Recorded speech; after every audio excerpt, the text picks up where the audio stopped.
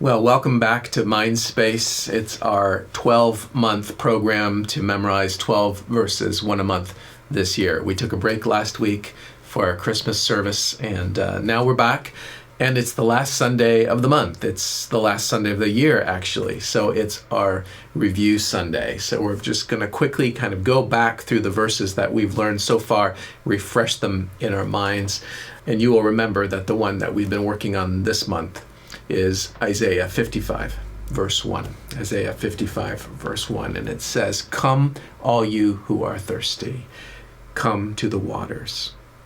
And you who have no money, come, buy and eat. Come buy wine and milk without money and without cost." And then backing up to last month, we memorized also a verse in Isaiah. It was Isaiah chapter 9, verse 6. And it said, "For to us a child is born, to us a son is given, and the government will be on his shoulders, and he will be called Wonderful Counselor, Mighty God, Everlasting Father, Prince of Peace." And then backing up the previous month, we were in the Psalms, Psalm 103, verses 13 and 14. And that psalm had a great message. It said, "As a father has compassion on his children, so the Lord has compassion on those who fear him. For he knows how we are formed. He remembers that we are dust." Do you remember that one? That one means a lot to me. Then we were in Romans. We were in Romans for actually 2 separate weeks. We were Romans 12, verse 1. And Paul tells us a very important key to the successful spiritual Christian life. And he says, "Therefore, I urge you, brothers and sisters, in view of God's mercy, to offer your bodies as living sacrifices, holy and pleasing to God. This is your true and proper worship." There it is, all in a nutshell. What is true and proper worship?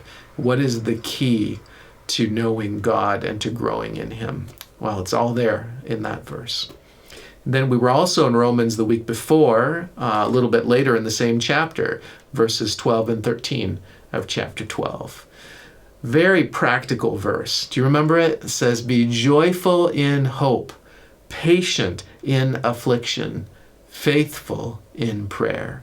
Share with the Lord's people who are in need. Practice hospitality." Wow, I love this verse because it's so very practical. And it reminds us that it is possible to please God in our everyday behavior in life. Then the very first one that we memorized was a long one. It was from Philippians chapter 4. It was verses 6 and 7. Long one, but a very, very important one for our mind space to be rebuilt.